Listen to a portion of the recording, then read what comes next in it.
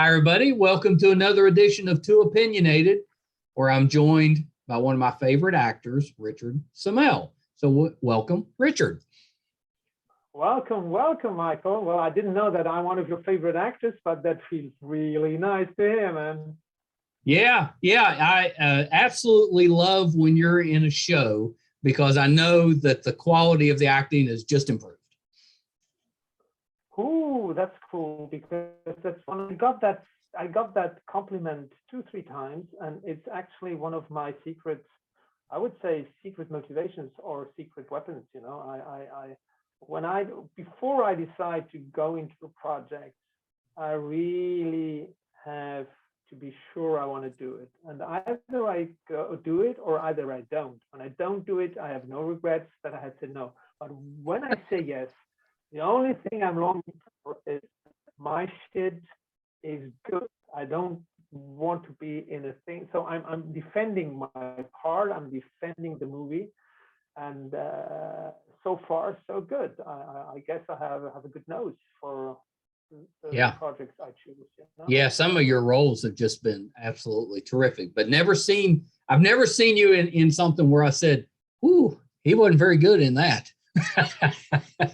Yeah, I don't want to see me there, you know, so because if you dig a little bit, you will find them. We all have stuff we're not proud of now because it's evolving and stuff, you know. But the fact is that at a certain point you have to be clear with yourself, and you should specifically, I guess, as an artist, if you want to grow, there comes a point where you should not compromise anymore with your art. And that's basically the bottom line is don't do stuff you don't want to do because it calls other stuff you don't want to do. You only should do stuff you really want to do because you're more motivated, go in like crazy, you are able to sustain the hard stuff. You are, you know, the potential is just better, you know. But I have a lot of comrades that also do master classes and then workshops, and it's all about this thing, you know. But I have to pay my bills. Yes, but then you know, you have to decide what you want to be, man. Either you're a compromising creature or you're an uncompromising creature. You know, success or quality or whatever you're longing for comes with a price, or it's linked to an effort in some way, you know. And the effort you bring in is in some way related to the greatness of the thing you want to achieve. So you choose, man. If you want to have small potatoes success, well, then you can make small potatoes efforts. Okay. Yeah. But no, that's absolutely true. Bigger stuff, and bigger potatoes, much more work, more endurance, more whatever. Yeah, for sure, sir. So I like to start here. There's a few different shows I want to talk to you about, but in movies. Let's go. But let's start here. Talk a little bit about how you decided to become an actor. You know, what made you want to get into entertainment? I guess it's this quest for identity. You know, art was kind of a wonderful escape. I first was a musician, and music, as all musicians know, singing or, you know, playing some instrument, you know, it's just a wonderful way of expressing something that you can't grasp with words, you know, not with intellect. There is so much out there we do not know about, but still we have it, we feel it, and art is kind of the best way of expressing that, you know, all what's in between the lines and what can't be grasped. It rather can be a little bit described with words. We have found with words is poetry, but still there's so much out there. So anyhow, art, performing arts was my thing. And then I got huge feedback, and then I also came from a kind of bad childhood experiences. We had a lot of violence. Well, it's one of those.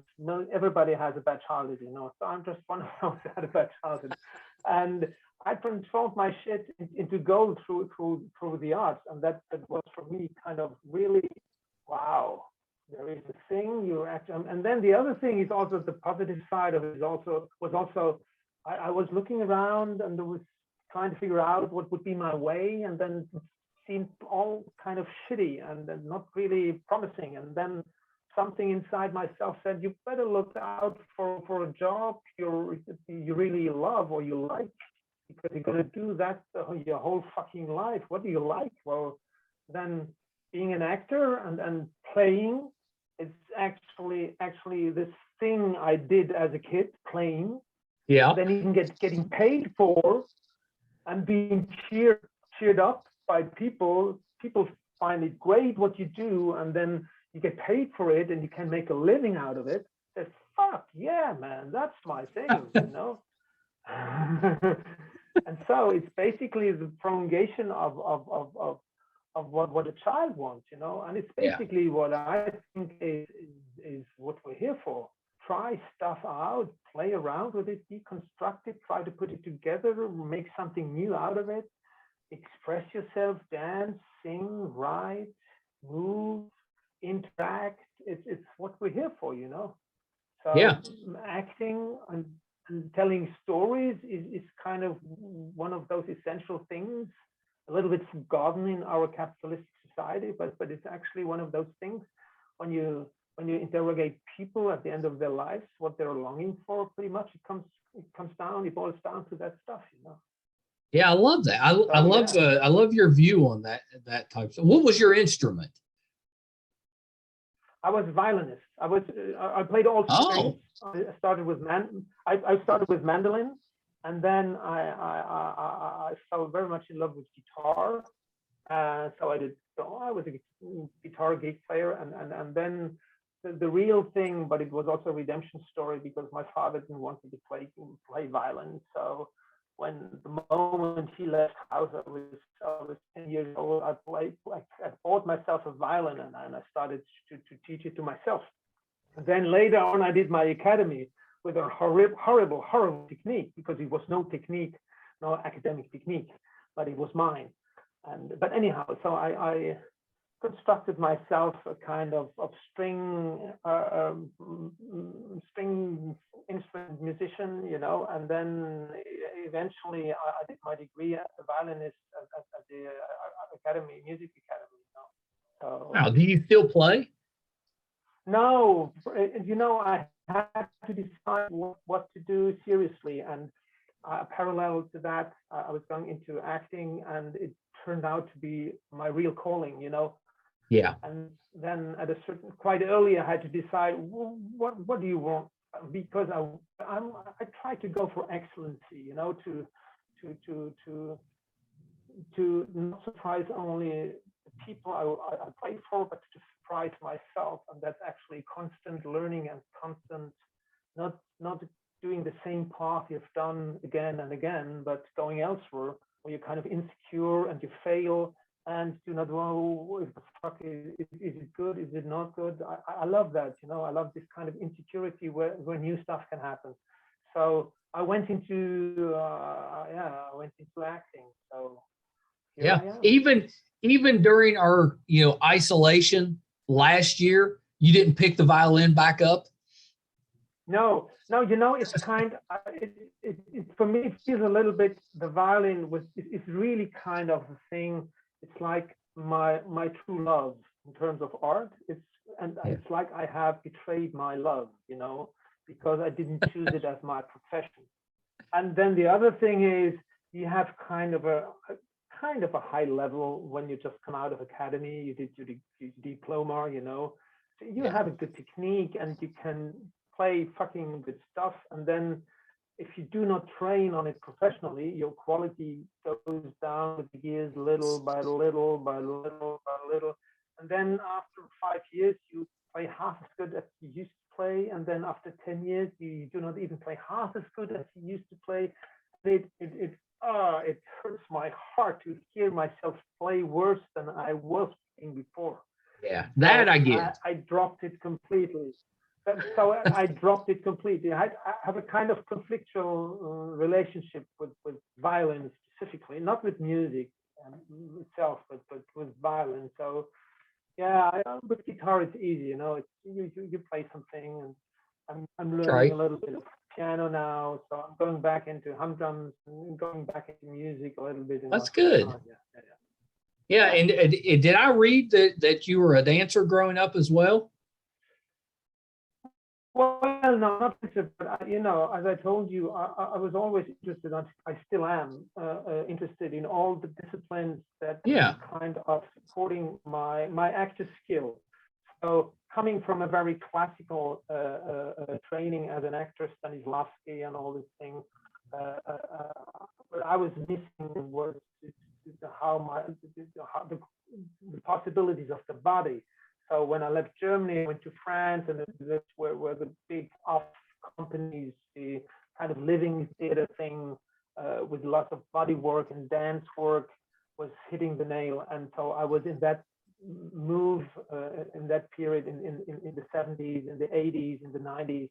And I founded my own company, and half of our members were dancers. So our daily training was at least 5 hours of dance, contemporary dance, Graham Lemon technique.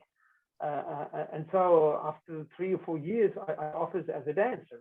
I said, I'm not a dancer. And they said, yes, you. And they said, yes, you are. We saw you dancing, moving. So eventually I had my period being engaged as a dancer, you know, without ever being in a proper dance school.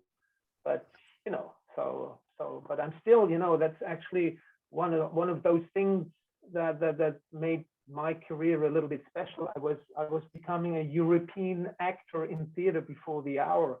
I mean, I was doing my actor's career in theater. I didn't dedicate myself even to I was not even thinking of camera or movies.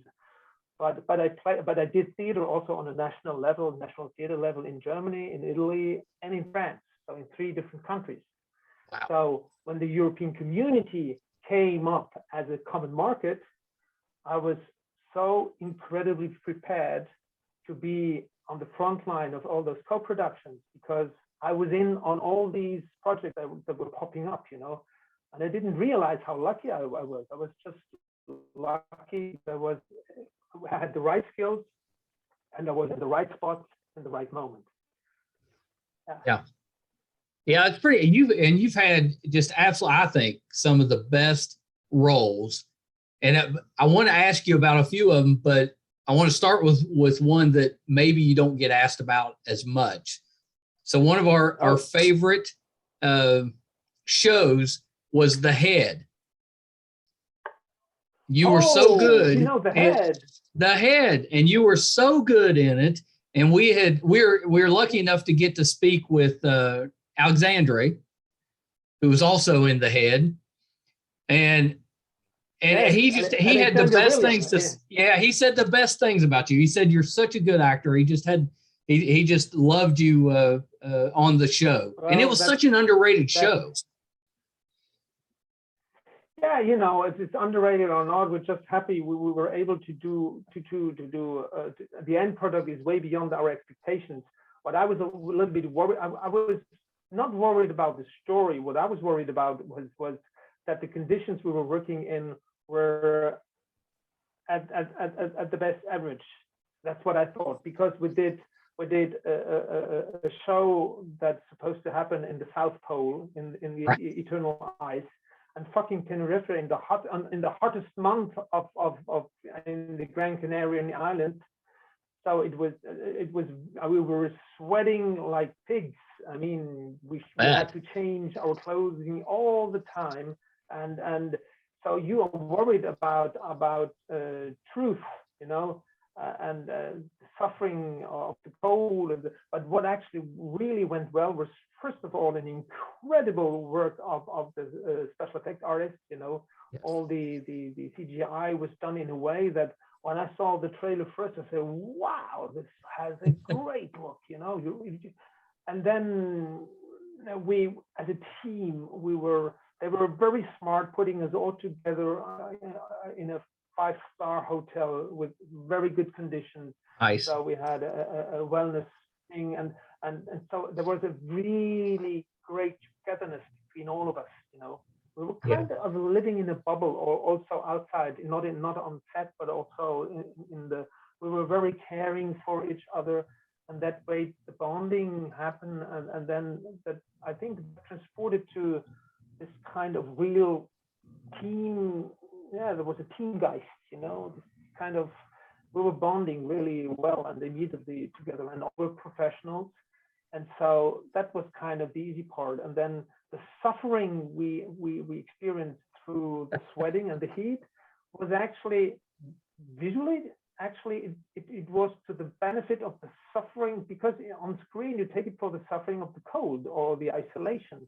There was some kind of reciprocity there that worked well, So I must say I was really impressed by the result by the editing, the music, and the CGI. So I was happy that what we could in a limited way bring in as actors was able to pop up like little flowers here and there, So I'm actually really surprised that you talk about the head. I never saw that coming, Yeah, well, it was so good, and the cast was amazing. It was so well cast. Yes. Yeah. And Yeah. we had these. Nobody, I guess, has ever worked with each other, so we're all new for each other, So Yeah. that was another thing. There was a curiosity about how, and then you discovered, you Google the other, and oh no, I've seen you in that movie. Oh, you were great in that movie. Oh, you're from Money Heist. Oh, you're from Inglourious Basterds. Oh, I saw you in James Bond. Oh, you have done this fucking amazing. You are that fucking guy from the Danish movie. Wow, man. Oh, I bow to your performance. So it went on and on and on and on, Right. So it kind of, whoa. It was, every partner was a gift for me. So, yeah. Yeah, that's terrific. The director, he had a big humanity. He was so soft that I thought he would not be up to these crazy A animals. We're all A animals, the alpha animals, So you want each other on, a poor director who has not an ego as big as we have, might just be crushed by it. But no, that guy, man, he has a heart bigger than all of us together, Wow, he was amazing. That's so great. That's so great. So the other one that maybe you don't get asked about much, but I loved it, was Name of the Rose. Holy cow, man! You surprised me. You're really. And I loved the movie. I loved the movie, but then the little mini series really good. Yeah. Oh, thanks, man. Thanks. I mean, Yeah. I'm even amazed that you know about them. I mean, apparently you have even watched them. So Yeah. Wow. So thank you, man. Well, you're so welcome. Yeah, so okay. Go ahead. This was the interesting thing about that was that he wanted to stick very. So first of all, I have a long story with the director. He's done in Damiato. We were both members of a jury in a festival 10 years ago, and we bonded and we wanted to work together, and it never worked out either for his reasons or my reasons, whatever. And then we found this one, and that was the moment we actually met together as director and actor. And I was very pleased to work with John Turturro, with whom I had worked in a Sally Potter movie. Was it The Man Who Cried? Was it Sally Potter? Oh. That was one of those 3 days, and I just wanted to play. That's a good example. First of all, so John Turturro comes up and says, "Richard." I said, "Wow, John, you know me? You remember me?" "Of course I remember you." And then we talked about the movie, and then, and for me, that was the moment. It was 15 years behind, So, but that's one of those movies that didn't do well, but everybody was in it. There was Kate Blanchett and Christina Ricci and Johnny Depp and John Turturro and you name it. Anyhow, so I had the role of a Nazi officer who was a pianist, and I had to accompany him because he was an opera singer on the piano. And so I put the whole money I actually got for that performance into the piano, piano, and I engaged a piano teacher, and I learned piece I actually was supposed to fake playing, and I really played it. And then I got then for reasons for sound, whatever, they then put it on tape. Anyhow, I had to fake it, but I really played it while we were blocking and doing stuff. Then I got this wonderful. That's actually what I like. You do your shit, and then actually somebody says, "Oh, finally they were smart enough to engage a real musician to play piano." So that for me, as a guy who is an actor who wants to really go into stuff, and as an ancient musician, that's the only thing I wanted with that little part. So anyhow, with John Turturro, we met there again, and yeah, that's another big story of where things come together, because what I loved about his director's idea, that he wanted to stick very close to the original book, because this project was the last project Umberto Eco was working on. Then he died. Yes. And he wanted the series to be very, very truthful to his book, The Name of the Rose.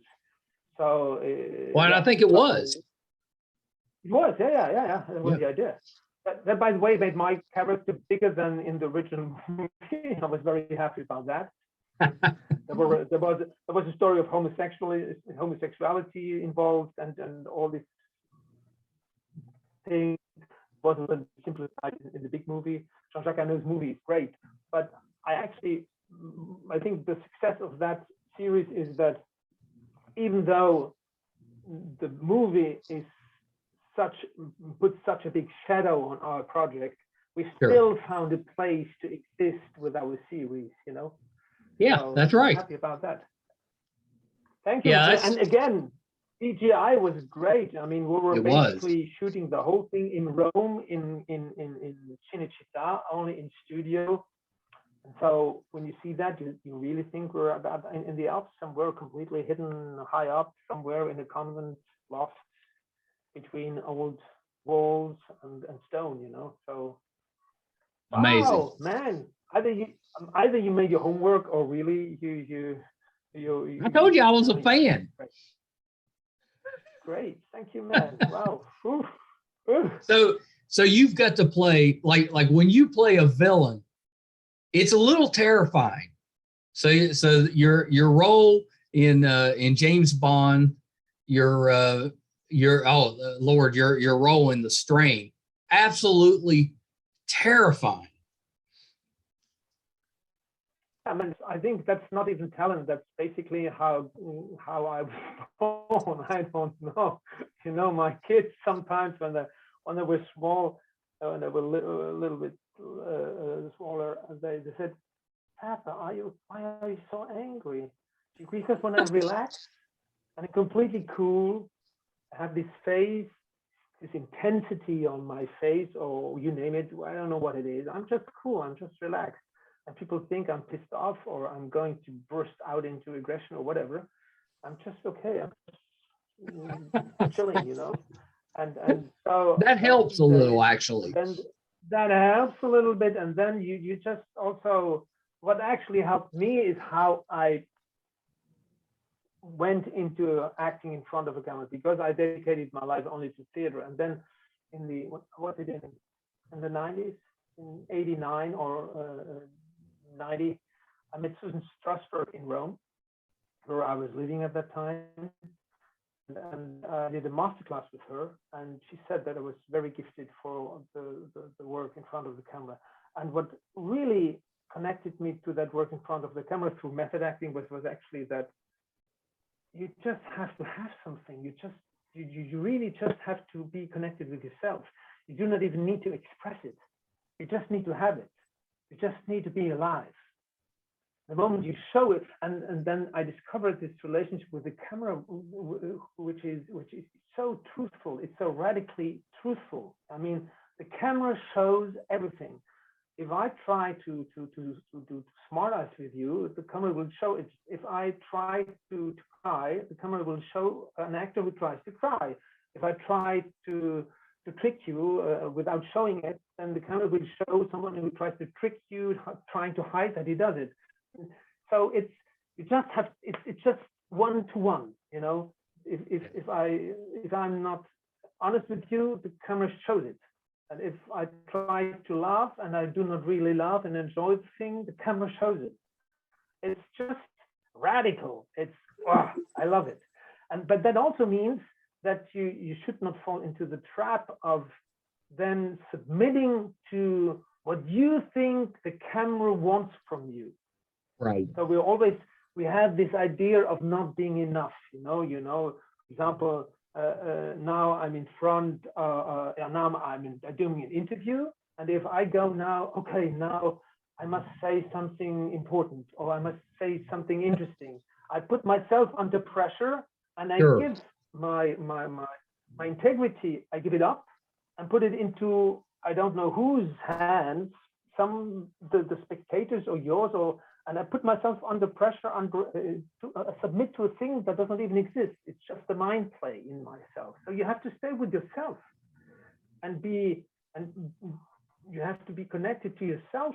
And that's not only here with an interview. It's basically you have to marry your character. You have to understand your character and not to be preoccupied how it shows what it does to the spectator. You just have to be truthful. And so it's with the villains, you know, I did a lot of villains, okay. And so of course I did my homework and I found out that the villains never think they're villains. I mean, basically, and even those or serial killers, they do not think they do bad stuff, or bad guys do not think they're bad. And if they think or know they're bad, they have pretty good reasons to make you understand why they do that. So, you know, they are not judgmental about themselves. Society is. And often the writers are. The writers are very often very judgmental. They judge the bad character. Very often a bad character does only exist in order for the hero to shine. Somebody has to do bad stuff without any motivation. And so the peak of it would be, even though it's a genre, but I think you'll get my point. I never understood why in James Bond movies, a bad guy wants to destroy the world. It's an idiot. Because he will destroy the resource of his life. Because if there is no war, he will die. No super brain villain is so stupid that he undermines or explodes his own ground of existence. You know, so you have just to understand what would be the motivation for me to do a thing like that. And that makes you understand why he does it. Why does he do it? He doesn't do it because he's written like that, because he doesn't know that he's a written character. You have to go away from the idea that it's an invented character. The character doesn't know that he's invented by an author. There is no author and there is no script. He's just a real guy. Okay? And then he does certain things, and then you have to understand why he does that thing. And when it's really brilliantly done, like in Silence of the Lambs, for example, that guy, he needs a new skin. He needs a new skin because he's not well in his old skin. He needs a new skin. And then, well, you have that skin. It happens that you have exactly that piece of skin that, oh, I need this. Please give it to me. And you, no, I don't give you my skin.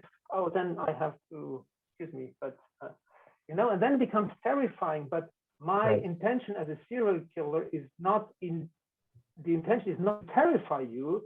My intention is to get what I need, and whatever. So it goes a little bit. It can become weird for those who do not understand the construction of characters. You just have to understand. You do not need to justify it. No, but yeah, I like that. You have to have an understanding for how they function in their minds. What makes them? What's their motivation that pushes them to do the acts they do? You know. And then you have a key. You also have a secret, because you do not explain your behavior. You just behave because of your own inner necessity. And this is kind of fascinating and terrifying for others to watch. Like Eichhorst is well constructed like that. You know, Guillermo del Toro went. You know, he said every strong character has one sentence or one word where is hidden his secret motivation of existence. And for you, he said, for White Horse, he said, it's yes. And I said, oh, yes, yes, okay, what do I do with this fucking yes? So I was pregnant with this word, yes, yes, yes, okay, yes, yes, yes. And then after a couple of weeks, it clicked. Actually, the key to find his hubris. This guy is so full of himself, so sure that he does the right thing. He has an uncurable complex of superiority. I am right. Yes, I can do it. Yes, I am right. Yes, yes, yes, we will win. Yes, there is no way whatsoever the others can harm us. Yes, I'm stronger. Yes, yes, yes. It's going all according to my plans. Yes, to the master's plans, to my plans. I will have what I want. So this yes became a little bit magic for me because it opened doors that were actually one of the foundations of the character, you know? Yeah, I absolutely love the explanation with method acting. Do you, you read a lot about actors that kind of try to use that method. They use method acting. Do you have trouble when you go into those darker roles? Is it difficult to get back out of those roles, or is it just once you're done, you're fine? You have just hit the nail. That's what I actually learned. But you have to customize these methods. It works for every actor. It works differently. What I loved about one of my most important coaches, Geraldine Barron. She's an American coach. She's dead now, but she said, there is no best technique for an actor. There is not a bad or good technique. The good technique for an actor is the one that works for them. So you can't say method acting is good, Meissner is bad, Chekhov is better, Schabak is good, or whatever all these techniques are. Every method is good when it works for you, and it's not good when it's not working for you. Fact is that you should try out a lot of stuff in order to understand what's on the market. If you love bananas and it turns out that bananas is the first thing you eat, and then you say, oh, I have what I want, I love bananas, and you do not eat, then you will pass your whole life with bananas and you become a banana actor. And you better choose a bit of other fruits too. If not only in order to say that's not, the mango is not for me, too sugary or whatever, try stuff out. And because that's the learning part, and the learning part actually should never stop. You should learn all the time. It's like prepping all the time. That's actually what life is. Life tries itself out, as I said in the beginning of the interviews. And we artists, we have a little bit this how would I say, that's one of our duties, I guess. Try stuff out. Try to express the thing that has not yet been expressed. Become excellent in your art, in your skills, and try to make them richer and even bring more stuff out. When everything is said, what else can be said? Like a writer who has written a lot of what's his next novel. He can't repeat what he already has done, and neither should you as an actor. So it's a constant research of stuff, and if you love that, then it's a constant play. You do not play like kids when they play. They have times where they play a lot, sheriffs and bandits and whatever, Bonnie and Clyde, or Indians and cowboys. Yep. There comes a moment when they're fed up with, and they go on for the next. So are we. So you expand the sting, and so to answer your thing, the problem is not to go into the characters, because it's just a question of focus. You have to talk yourself into it, not out of it. Reasons to talk yourself out of the reality of a character. There are way more reasons to talk yourself out of it. Oh, it's just a written character. Oh, it's not written well. Oh no, and I know it's fake, or whatever. And the reasons to talk yourself into it, to give it a certain reality, are way less. but you have to concentrate on them and really concentrate on them so much that it becomes reality, you know. And Yeah, well, that's what I was. That's kind of what I was. When you do like, that, then it's actually not so difficult to get into a thing. And but I was afraid to go into these dark characters, and my coach said, no, it's not, Richard, don't be afraid to go in. Just make sure that you always can come out. Yeah, yeah. Well, that's what. That's So what I was going to say, in your scene in Inglorious Bastards, when you're you're about to get hit with a bat from the bear, are you playing that character? Or were you playing him angry? Or are you playing him scared?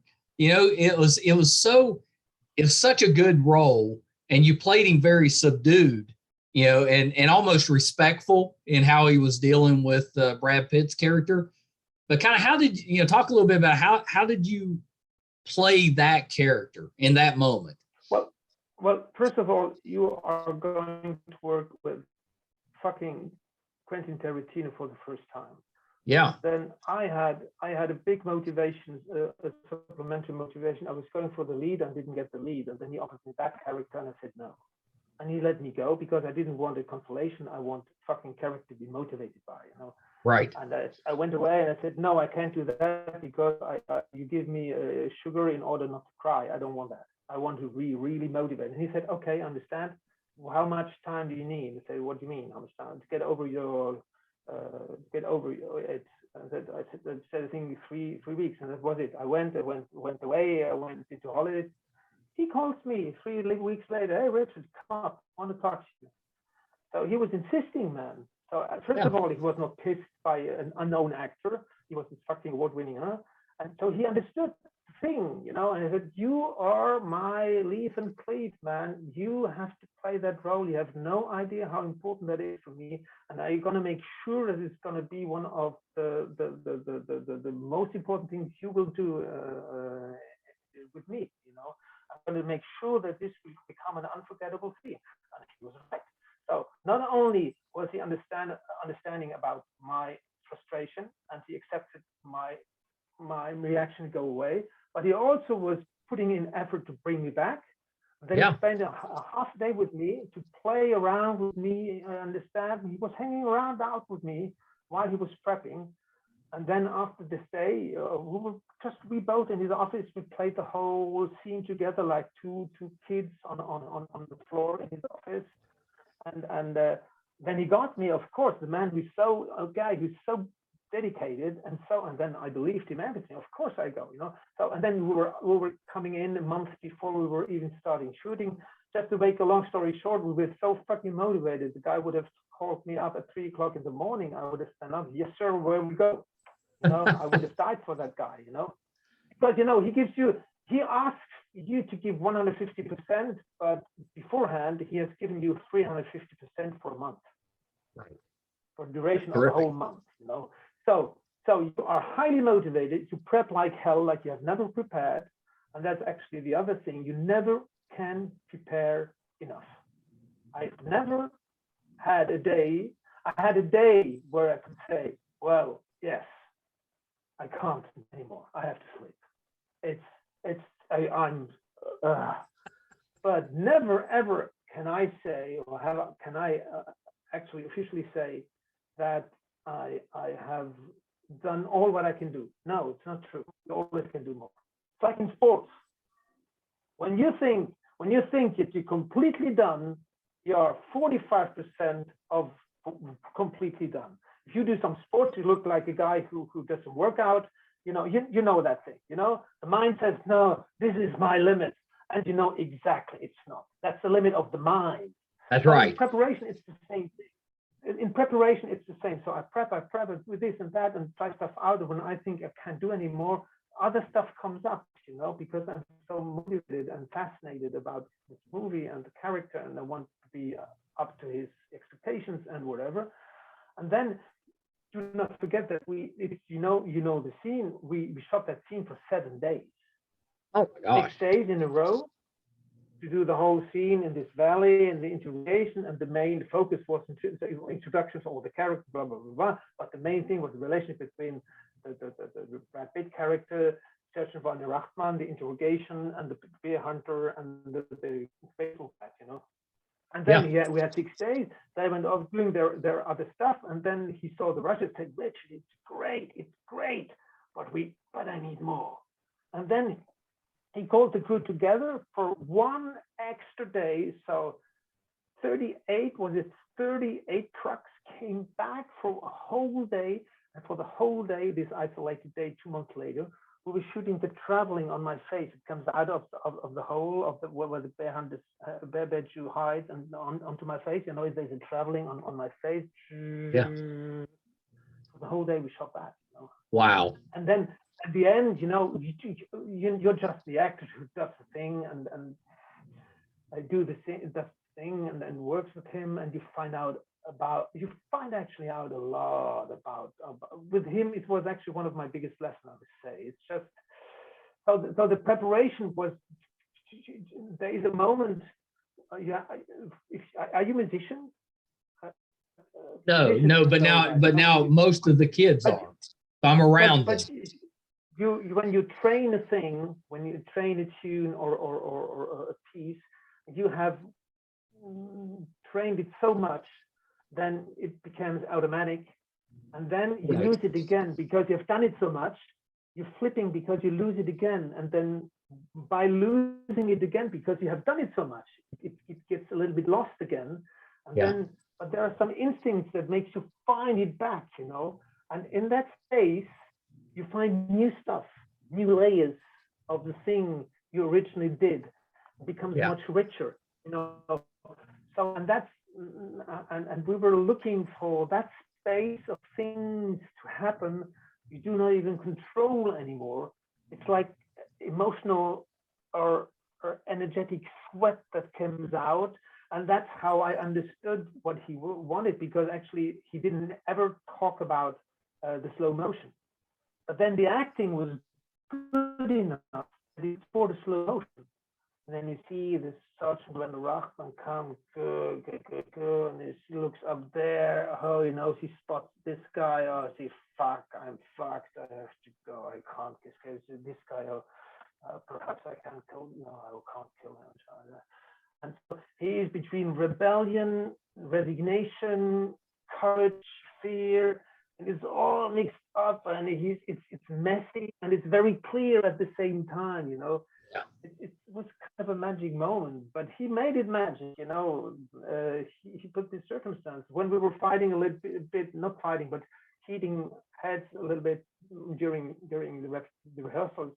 He said, "Hey guys, it's just a movie. It's just a movie." Quentin Tarantino said that. "Hey, it's just a movie. Enjoy." Or sometimes when the energy was a little bit low, he said, Bob or John, I don't remember the name. Well, he had a DJ. He was hiding loudspeakers in the woods, and then while we were changing camera, he would put reggae music or some rock music, or one day he brought champagne in for everybody during shooting. Just a little sip of champagne for everybody. It changes the mood immediately. You stop for that's terrific. For 15 minutes. So, and there are a lot of stuff. Oh, I have to talk about The Shame of War. Have you ever heard of that Shame of War? No. Did you know The Shame of War? Quentin Tarantino's Shame of War? I don't know if it's a Wall of Shame, not Shame of War, Wall of Shame. He hates when you sleep. So he wants everybody to call him when they find somebody who sleeps on set, and he would go with a big phosphorescent dildo, a horse penis, you know, and the guy or the girl sleeps there in their chair like this, and he with his dildo would go in front of the mouse and they would make a photo and Tarantino and then I would print the photo and it would go over the wall of shame, which is a very nice way to motivate people not to sleep, rather than with a finger and you get a blame or whatever, moral authoritarian something, you know. So yeah, he's just a very playful, a very performant, and an incredible artist. Yeah, that's terrific. So Do you have? I could go on for weeks, you know. Yeah, I know. Yeah, we could stay on here forever, but I don't know if anybody would watch. I don't know either. Do you have a favorite James Bond?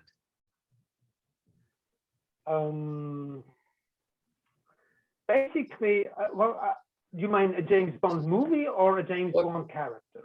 For actor, do you have a favorite person that has played James? That's kind of easy, isn't it?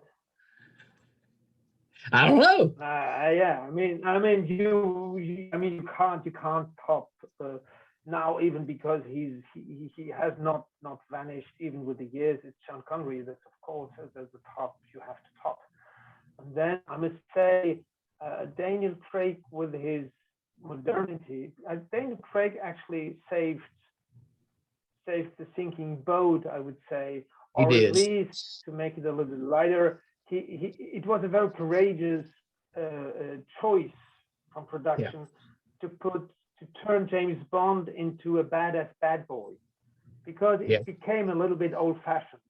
There was this old-fashioned thing, he would never take a scratch, he would never suffer, he would always have this irony, untouchable, and like the guy old women want as a husband for their daughters, this kind of idealistic, very old-fashioned thing, and that was not modern. It was not up to our times anymore.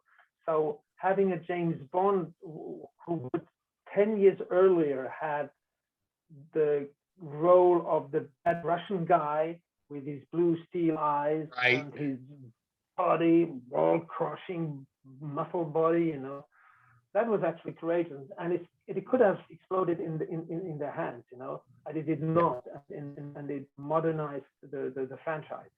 So I would say yes, Sean Connery, and after him, I would take Daniel Craig. Yeah, I can't argue with that. I would completely agree with that. It's hard to go against Sean Connery. It's hard to go with Sean. Yeah. Specifically, because he has shown that he's not only James Bond, he's also just a fucking good actor, and had other really great stuff, the Indiana Jones series, and all what he did when he was older and when James Bond was behind him.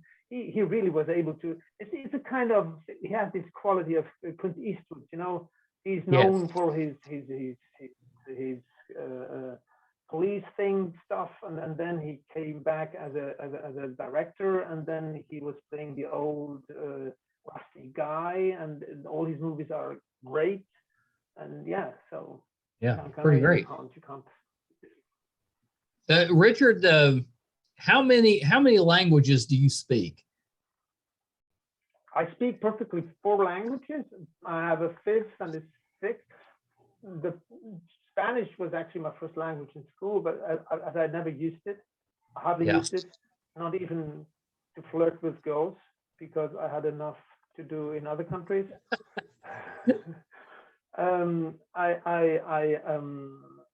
But it comes back now. Spanish is actually a language that I'm going into very much. I have these callings. It's very strange. For example, a year before I started to perform, Guillermo del Toro offered me to strain. Something in myself said I have to put up my Spanish again, and I did. And then Guillermo del Toro showed up, and put me to strain, and I did the same with The Head. It said I have to go into Spanish again, and then 3 months later, it was clear that I would spend the whole year in Spain doing 2 series as a lead. One was The Head, and the other was Peacemaker, a Finnish series. Oh, right. So I spent my whole year, was it 2018, just after the Eichhorst thing in Spain. So these, but basically they're only European languages, so this is French, German, Italian, English, and then Spanish. That's impressive, though. That's a lot of different accents. Portuguese. Yeah. It's my job. So, and I've always been in these different languages. So I grew up in them. I made it my professional reason to master them. Yeah. It's not like somebody who is a doctor somewhere in Berlin or Munich and speaks these languages. I was actually also having the opportunity to live in those countries, that makes it way easier. So yeah, I guess that's well. very true. Yeah, can you do a West Virginian accent?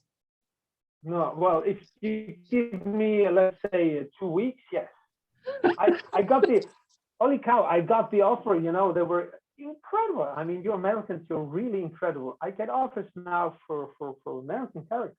I once got offered Thomas Jefferson, president of Really? the United States. And then I had to call production and say, are you aware that I'm not even American? That I'm, yes, but we love your accent. We give it a shot. Please, bring in your tape. Well, so it's strange, Now it's a specific work you have to do if you really want it without accent. I am actually I started shooting. My character was just introduced. I will be one of the main characters in the second season. I don't know if you've heard about this series. That's Dirty Black Bag. It's a Western. It's a Western. very good project. A Western, yeah. It's an American, Canadian, Italian, Spanish, Moroccan Western. So, and it's really a great project. So my character was introduced and I got more of the Chicago accent.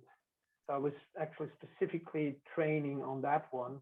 And so my character comes up in second season. I was just I just had 4 days time to come up with my motorcycle, not a motorbike, my first automobile with a very modern guy, very rich guy, and anyhow. But it has all the ingredients of an incredible Western: the saloon and the whorehouse and the gold mine and the railway coming with modernity and the bankers trying to take the lands from the poor farmers. And there is everything. There are no Indians. That's the only thing that's not in there. But I need to find this. That sounds like something I would really enjoy. TDBB, it's called. TDBB, that Dirty Black Bag, and there are a lot of great American actors in them. So you will find out about that one. Yeah, that's terrific. That's terrific. Well, Richard, thank you so much for taking an hour with me. I know it's getting late. You're in Rome. It's probably 11 o'clock by now. It's late.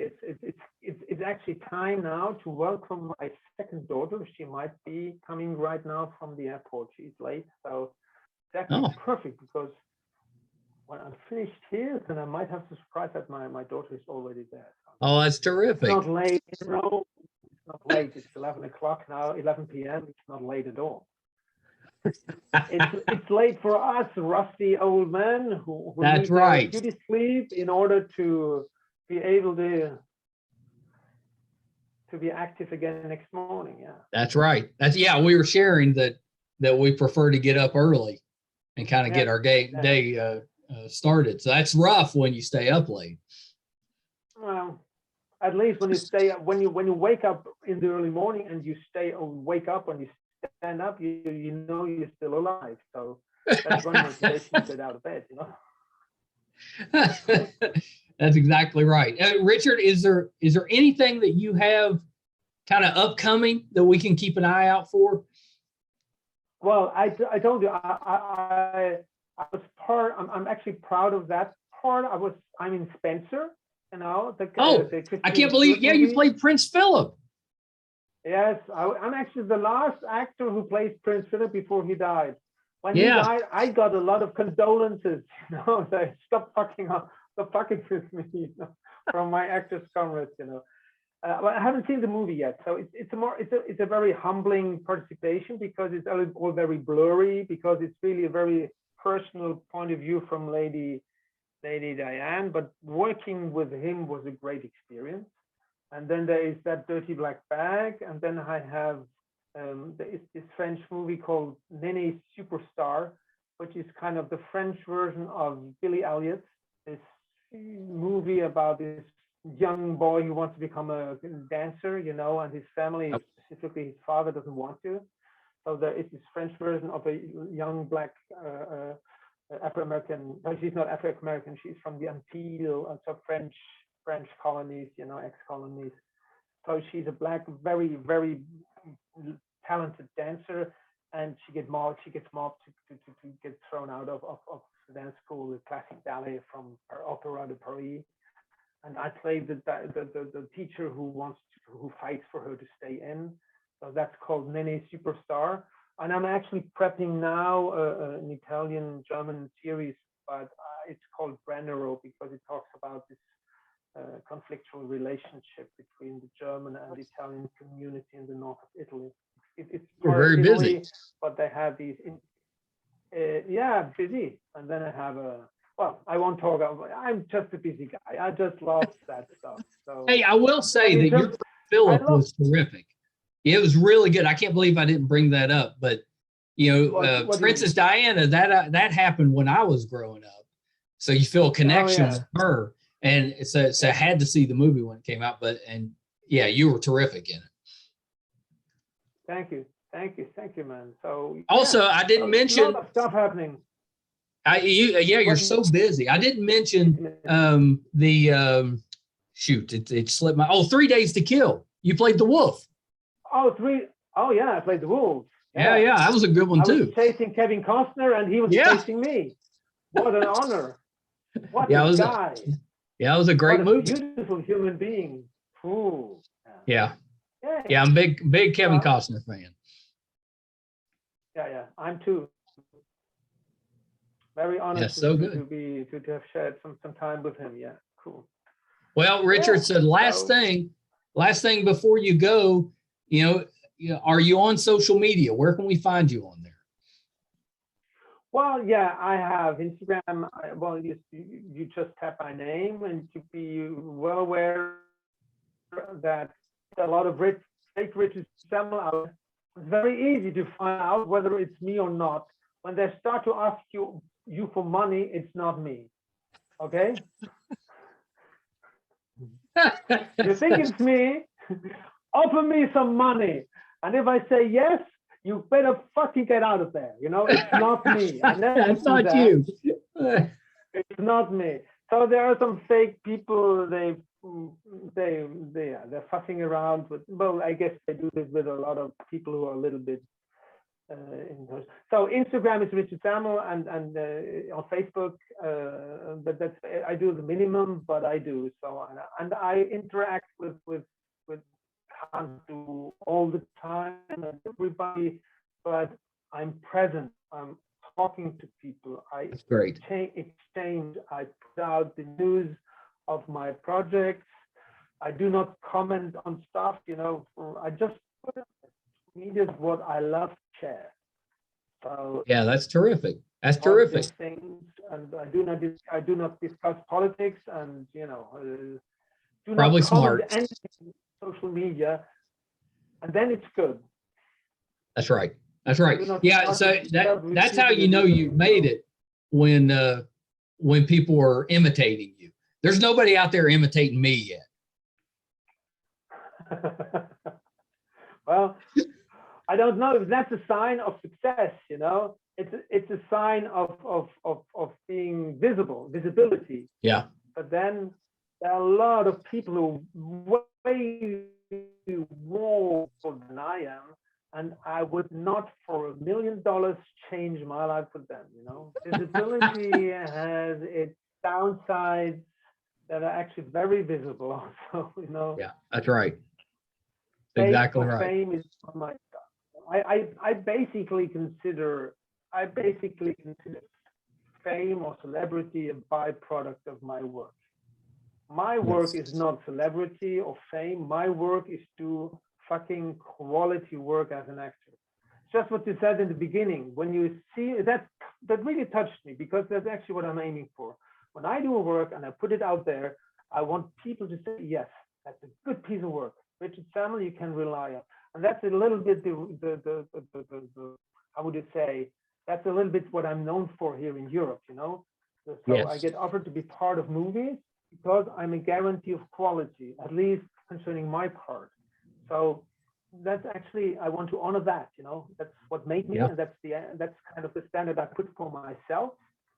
So, Well, and what a compliment that you're recognized for that. well, you make me that compliment, man. That's you. Of I course. didn't invent anything. So it's really, really, really touching for me. Yeah. Well, yeah, thank you so much, sir. Well, thank you so Thank much, you, Richard, Michael. for doing this. I hope we get to do it again someday. Maybe we'll meet in person at some point. May well be in person, because I have my brother and my sister living in California. So you're Oh. you're in California, where are you? No, so we are. I go out to California quite a bit. Well, we actually live in West Virginia. That's why you were asking for a West Virginian accent. Okay. Yeah. Well, next But time I will come up, I will prep my West Virginian accent. that's right. Next time, I'll give you a couple weeks notice, and you can practice it, and then you can kind of show us what you come up with. Holy cow! You can count on that. All right, Richard. Hold on one second. How fun was that? The absolutely incredible Richard Sammel. Thank you guys for hanging in there with us. I mean, he's in Rome. I'm in West Virginia. So you can imagine we were having a little bit of connectivity problems, but hopefully the majority of that came through, because I love his method of acting and kind of his outlook on how he goes about, his profession. Absolutely terrific. And he's such a wonderful actor. And everybody loves him in Inglourious Bastards and James Bond and The Strain. I wanted to make sure I touched on a few that I really enjoyed. If you haven't seen The Head yet, absolutely terrific. And we've done a few different interviews with some of the cast there, so you can check that out. And also The Name of the Rose. He mentioned Sean Connery. Sean Connery starred in the movie.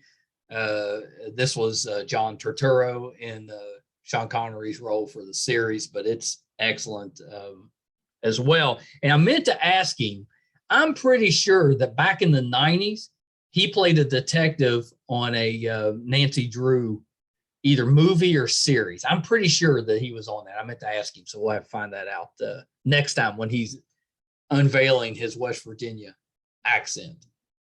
Thank you guys so much for tuning in. I hope you enjoyed that. That was a big one for me. If you haven't done so yet, we could use the help on our YouTube channel, MeisterCon Pod. Please subscribe. It's I like to say subscriptions are the lifeblood for podcasts. We absolutely need those so that we can pull viewers in. It's free. It's easy. You go to YouTube, search under MeisterCon Pod. We'll come up, hit subscribe. We've got over 300 episodes now. Hundreds of interviews. I know you'll find people that you like on there. So please check that out. You can also find all of our interviews, audio and video, on our website, meistercon.com. It's got a terrific blog from my son, Brett, who does all the editing for this show. It's funny. It's geeky. It's well written. So check that out. If we're doing anything in studio, if we're doing conventions, or if we're covering anything, that'll be on the website as well, meistercon.com. So thank you guys so much. Thanks to Richard. Till next time. Bye, everybody.